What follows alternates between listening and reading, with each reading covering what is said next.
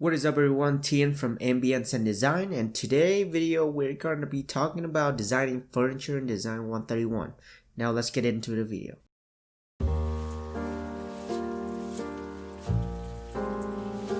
Today I'm going to be talking about the muse for my assignment, and that is Frank Lloyd Wright.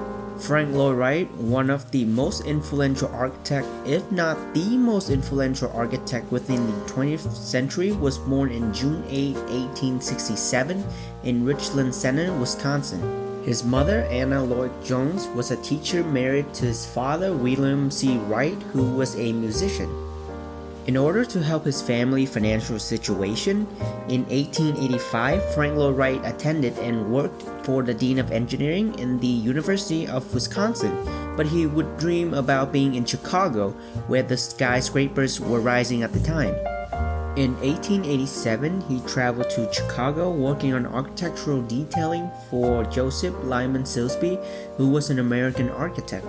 So after working for some time, Frank Lloyd Wright transitioned and worked for the firm of Dankmar Adler and Louis Sullivan. Frank Lloyd Wright continued to work there until 1889 when he opened his own firm. With 70 years of designing architectural buildings, Frank Lloyd Wright designed more than 1,000 structures. Here are just a few to get the idea of what he represents. And yes, here is a picture of falling water, one of Frank Lloyd Wright's most famous designs. As I was looking through Frank Lloyd Wright's designs, one of the first buildings that caught my attention was the Frederick C. Robbie House.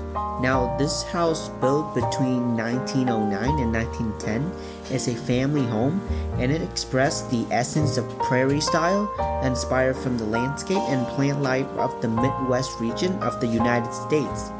The second detail that inspired me is actually from the structure within the Hillside Homeschool Institution. The Hillside Homeschool Institution was a non-sectarian, co-educational day and boarding school for children from 1st through 12th grade, running from 1887 to 1915, then was closed due to financial difficulties. This facility included a theater and a drafting studio. Frank Lloyd Wright referred the space as the abstract forest due to the dynamic triangular beam design within the drafting studio. The last structure that captured my attention was Falling Water, designed in 1935 in rural southwestern Pennsylvania. In 1991, members of the American Institute of Architects named Falling Water the best of all-time work of American architecture, and in 2007, it was ranked 29th on the list of America's favorite architecture according to the AIA. Falling Water is a really good example for what Matthew Frederick said in his book, 101 Things I Learned in Architecture School. And he said, if you wish to imbue an architectural space or element with a particular quality, make sure that quality is really there. If you want a wall to feel thick, make sure it is thick. If a space is to feel tall, make sure it really is tall. The clear demonstration of design intent is crucial for beginning designers. Experienced designers often know how to give great impact to subtle differentiations. And those are the structures that inspired me to design this furniture set. The set comprised of an armchair, one sofa, and a coffee table.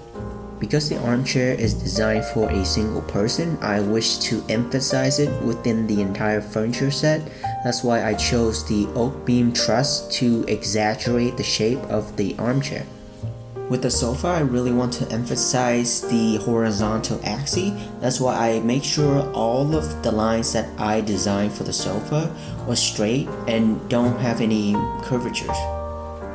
For the coffee table, I thought about what the table represents, and it's just an elevated surface so you can put your drinks or your plates or anything on that surface. So what I did to the table was that I made the table surface just a generic square shape, but for the legs, I designed two arches that is crossing each other and then connected by a column, mounting it on the table to make sure that the element of elevation is really there.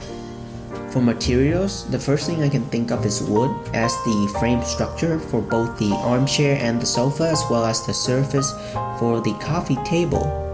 Then I imagine cotton covered cushions for both the armchair and the sofa, as cotton highly complement the already existing wooden frame of the sofa and the armchair.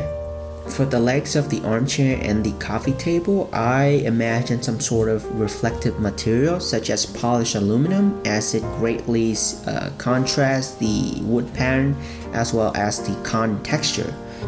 As for the sofa, I think the front two legs would be made out of metal, and then at the end of each tip of the front and the back legs, there would be knobs made out of metal just to keep the legs from bumping or damage while moving.